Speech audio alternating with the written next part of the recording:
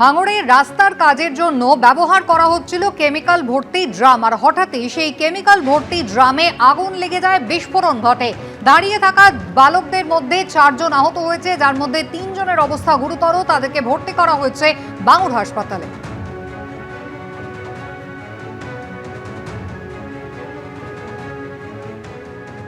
হঠাৎ আগুন লাগলো, আমরা ছুটে এলাম, এসে দেখি জ্বলছে কেমিক্যাল, ওই যে রাস্তার যে কেমিক্যালগুলো আছে ওই কেমিক্যালে। তারপর আমরা এসেছিলাম, এসে জল নিয়ে পুকুরতে জল নিয়ে ঘর বাড়ি ঘর ঠেকলাম, তাদের দেখলাম বাচ্চাগুলো পুড়ে আছে, ওগুলো নিয়ে হসপিটাল চলে গেল। আমরা এইটাই দেখলাম। কিভাবে ঘটলো ঘটনাটা? তার জানতে বলতে পারবো। কজন আহত হয়েছে যদি বলেন? 4 জন। তাদেরকে কোথায় নিয়ে যাওয়া হলো? হসপিটাল নিয়ে গেল, নলমুড়ি নিয়ে গেল, নলমুড়িতে ট্রান্সফার করে কোনো হসপিটালে যাবে। বাড়ি কি কোথায়? বাস্ট হয়েছে বলে মনে করছেন? কি বাস্ট হয়েছে কি মনে করছেন? কেমিক্যাল তৈরি হচ্ছিল? একজনের হালকা আর 3 জনের অবস্থা খারাপ। 3 জনের মধ্যে একজনের আরো বেশি। হ্যাঁ, সব শিশু বাচ্চা। ওই ট্যাঙ্ক ফেটে আহত হয়েছে, ওরা যাচ্ছিল সাইকেল নিয়ে এখান দিয়ে। আর দুটো বাচ্চা এখানে খেলা করছিল, ছোট বাচ্চা দুটো আর সেনা দুটো, ওরা সাইকেল নিয়ে যাচ্ছে। আর সেই টাইম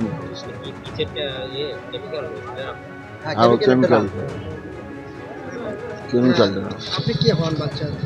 আমি আমার একটা ভাইপো আছে নিজের, আমার সেজো ভাইয়ের ছেলে, আর একটা আছে চাচতো ভাইয়ের ছেলে, আর একটা আমার পাশের বাড়ির সে নাতি সম্পর্ক হয়, দুটোই নাতি সম্পর্ক হয়। সরাসরি আপনাদের নিয়ে যাব হাসপাতাল চত্বরে। আমাদের প্রতিনিধি হিন্দল দে রয়েছেন আমাদের সঙ্গে। হিন্দল, কেমন রয়েছে এই 3 বালক, কি জানা যাচ্ছে চিকিৎসকদের সূত্রে?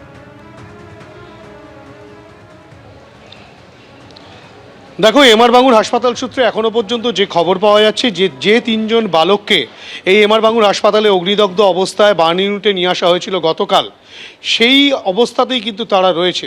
এবং তাদের মধ্যে যে 3 জন রয়েছে, এই 3 জনের মধ্যে একজনের 55% সে অগ্নিদগ্ধ রয়েছে, একজন 45% অগ্নিদগ্ধ রয়েছে একজন বালক, এবং একজন বালক 12% অগ্নিদগ্ধ অবস্থায় এই এমআর বাঙুর হাসপাতালে চিকিৎসাধীন রয়েছে।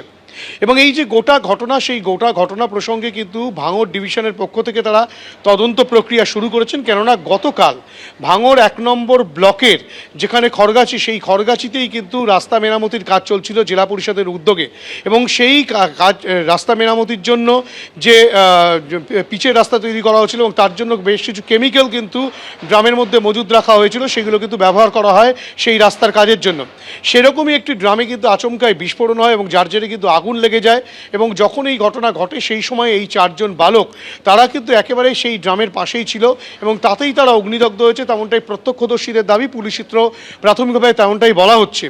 কিন্তু এই যে বিস্ফোরণটা ঘটলো, সেই বিস্ফোরণটা কিভাবে ঘটলো সেটা কিন্তু এখনো পর্যন্ত স্পষ্ট নয়। সেই কারণেই ফরেন্সিক বিশেষজ্ঞদেরকে নিয়ে আসা হবে, এবং ফরেন্সিক বিশেষজ্ঞরা নমুনা সংগ্রহ করে এবং পরীক্ষা নিরীক্ষা করে বিষয়টি জানতে পারবেন যে কিভাবে বিস্ফোরণ ঘটে থাকতে পারে। তদন্তকারীরা, অর্থাৎ কিনা ভাঙড় থানার পুলিশ, তারা কিন্তু তদন্ত প্রক্রিয়া শুরু করেছে। গতকাল বিকেল 4টে নাগাদ এই ঘটনা ঘটে, এবং এই যে ঘটনা যখন ঘটে, সেই সময় বাচ্চারা কিন্তু সেখানেই ছিল, পাশে খেলার মাঠ রয়েছে, তারা খেলতে যাচ্ছিল। সেই সময় আচমকাই এই যে রাসায়নিকের ড্রাম, সেই ড্রামে বিস্ফোরণ ঘটে গেল। সেই বিস্ফোরণ কিভাবে ঘটলো? কোনোরকমভাবে কি আগুনের ফুলকি গিয়ে সেখানে পড়েছিল, নাকি কোনোরকমভাবে সারাদিন সেই ড্রামগুলো রোদের মধ্যে ছিল, সেই কারণে উত্তপ্ত হয়ে গিয়ে সেখানে কোনোরকম বিস্ফোরণ ঘটলো?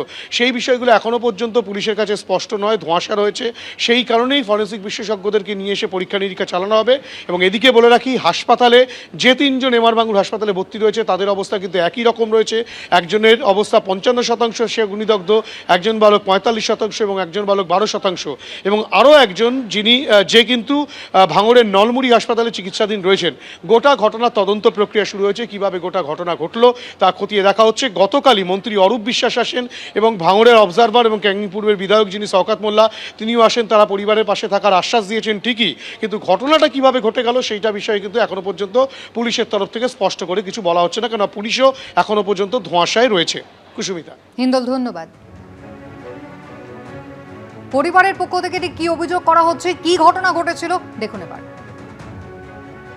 স্কুল থেকে বাড়ি এসে খাওয়া দাওয়া করে চলে আসছিল। আমি অবকাশে আসছিলাম আমাদের কারখানাতে আসলে এসে ঘটপুকুর পর্যন্ত এসে এই যে খবর পাচ্ছি যে তোমার ছেলের এই অবস্থা।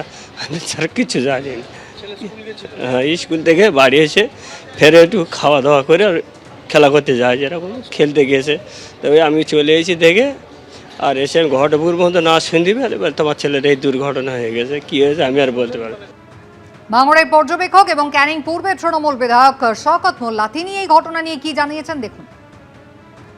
এখানে এই রাস্তা রিপেয়ারিং কাজটা চলছে। এখানে ওই পিচ যেমন থাকে, এলডিও থাকে, এই ধরনের কিছু কেমিক্যাল থাকে এবং যেটাকে দিয়ে ওই পাথরটাকে গলানো হয়। হঠাৎ করে বোধহয় ওখানে এলডিওটা ছিল, ওই ড্রামে যে কোনোভাবে ছিদ্র হয়ে গেছে বা ওখানে কেউ কোনো বিড়ির আগুন টাগুন পড়েছে, ওই এটা বাস্ট হয়ে 4টে ছেলে ইনজোর হয়েছে। হ্যাঁ, সবই 8, 9, 10 বছর বয়স, বেশি বয়স নেই। রাস্তা হচ্ছে ঘটকপুকুর থেকে ওই আমাদের ওই চুটকির মোড়, এই রাস্তা। এটা 7 কিলোমিটার রাস্তা। অবশেষে 2 জেলার 4 জন ইআরও এবং এইআরওর বিরুদ্ধে এফআইআর করলো রাজ্য সরকার। অন্যদিকে বসিরহাট 2 নম্বর ব্লকের বিডিও সৌমিত্র প্রতিম প্রধানকেও সাসপেন্ড করেছে রাজ্য সরকার। আর এরই পাশাপাশি এদিন কর্তব্যে গাফিলতির অভিযোগে কমিশন নিযুক্ত উত্তর 24 পরগনার 3 জন মাইক্রো অবজারভারের বিরুদ্ধেও পদক্ষেপ নিয়েছেন মুখ্য নির্বাচনী আধিকারিক। প্রায় 6 মাস পর অবশেষে 2 জেলার 4 জন ইআরও এবং এইআরওর বিরুদ্ধে এফআইআর করল রাজ্য সরকার। বেআইনিভাবে ভোটার তালিকায় নাম তোলার অভিযোগে বারুইপুর পূর্ব বিধানসভা কেন্দ্রের ইআরও দেবোত্তম দত্ত চৌধুরী এবং এইআরও তথাগত মণ্ডল, পূর্ব মেদিনীপুরের ময়না বিধানসভা কেন্দ্রের ইআরও বিপ্লব সরকার এবং এইআরও সুদীপ্ত দাসের নামে এফআইআর দায়ের করা হয়েছে। এই নির্দেশ অবশ্য আজকের নয়, গত বছরের 5ই আগস্ট ভোটার তালিকায় গড়মিলের অভিযোগে এই 4 জন ইআরও, এইআরও এবং একজন ডেটা এন্ট্রি অপারেটরের বিরুদ্ধে এফআইআর দায়ের করতে নির্দেশ দিয়ে মুখ্য সচিবকে চিঠি পাঠায় নির্বাচন কমিশন। কিন্তু পদক্ষেপ নেওয়া তো দূরের কথা, উল্টে অফিসারদের পাশে দাঁড়ান খোদ মুখ্যমন্ত্রী। কালকে আমার 2 জন অফিসারকে নোটিশ পাঠানো হয়েছে কিনা তাকে সাসপেন্ড করা হলো। আমরা বলি তোমার ইলেকশন এখন ডিক্লেয়ার হয়েছে, কোন আইনের বলে তুমি নোটিশ পাঠিয়ে দিচ্ছ? লজ্জা করে না? তুমি তোমার ক্ষমতা জানো না? অমিত শাহ দালালি করছো চেয়ারে বসে। এরপর 13ই আগস্ট দিল্লিতে ডেকে পাঠানো হয় তৎকালীন মুখ্য সচিব মনোজ পান্থকে, কিন্তু তারপরেও এফআইআর এর নির্দেশ কার্যকর হয়নি। এবছরের 2রা জানুয়ারি পূর্ব মেদিনীপুর ও দক্ষিণ 24 পরগনার জেলা শাসককে এই 4 জন ইআরও, এইআরও এবং একজন ডেটা এন্ট্রি অপারেটরের বিরুদ্ধে এফআইআর করতে নির্দেশ দেয় নির্বাচন কমিশন। তাতেও লাভ হয়নি। 13ই ফেব্রুয়ারি বর্তমান মুখ্য সচিব নন্দিনী চক্রবর্তীকে ডেকে পাঠায় নির্বাচন কমিশন। সূত্রের খবর, মুখ্য নির্বাচন কমিশনার জ্ঞানেশ কুমারের সঙ্গে 1 ঘন্টার বৈঠক হয় নন্দিনী চক্রবর্তীর। তারপরেও ব্যবস্থা নেওয়া হয়নি, এফআইআরও করা হয়নি। শেষমেশ মঙ্গলবার বিকেল 5টার ডেডলাইন বেঁধে দেয় নির্বাচন কমিশন। তারপর এফআইআর করল নবান্ন। তবে মঙ্গলবারও ফের অফিসারদের পাশে থাকার বার্তাই দিয়েছেন মুখ্যমন্ত্রী। আরো 4 জনের ক্ষেত্রে এফআইআর করতে বলেছিল কমিশন। আরে ঠিক আছে, আমার বিরুদ্ধে তো কত এফআইআর আছে, এত এইভাবে নিচ্ছেন কেন? এত সিরিয়াস? এগুলো আইনের পথে চলবে, এগুলো নিয়ে চিন্তা করার কোনো কারণ নেই। We are with the officials and we will be with them. সংবিধান পরিষ্কারভাবে বলে দিয়েছে ইলেকশন কমিশন ইজ সুপ্রিম। আপনি যে সুপ্রিম কোর্টে গেছিলেন কালো চাদর গায়ে দিয়ে, কি লাভ হয়েছে? সব ভয়টাই রেখে লাভ নেই, যেতে আপনাকে হবে। ফাইনাল ভোটার লিস্ট দেখার পরে উনি বলবেন আমি ভোটে লড়বো না। আপনার দম থাকলে ভবানীপুরে লড়ুন। আপনি যদি হারাতে না পেরেছে, আমার নাম শুভেন্দু। এর পাশাপাশি এদিন কর্তব্যে গাফিলতির অভিযোগে কমিশন নিযুক্ত উত্তর 24 পরগনার 3 মাইক্রো অবজারভারের বিরুদ্ধেও পদক্ষেপ নিয়েছেন মুখ্য নির্বাচনী আধিকারিক। তাদের চাকরি থেকে সাসপেন্ড করা হয়েছে। এদের মধ্যে রয়েছেন 2 জন ব্যাংক ম্যানেজার এবং একজন ইনকাম ট্যাক্স ইন্সপেক্টর। অন্যদিকে বসিরহাট 2 নম্বর ব্লকের বিডিও সৌমিত্র প্রতিম প্রধানকে সাসপেন্ড করেছে রাজ্য সরকার। তার বিরুদ্ধে সুপ্রিম কোর্টের নির্দেশ অমান্য করে নিজের উদ্যোগে 11 জন অতিরিক্ত এইআরও নিয়োগের অভিযোগে ব্যবস্থা নেওয়ার নির্দেশ দিয়েছিল কমিশন। সুমন ঘরাই, রুমা পাল, বিটন চক্রবর্তীর রিপোর্ট, এবিপি আনন্দ। এবিপি আনন্দ, এগিয়ে থাকে, এগিয়ে রাখে।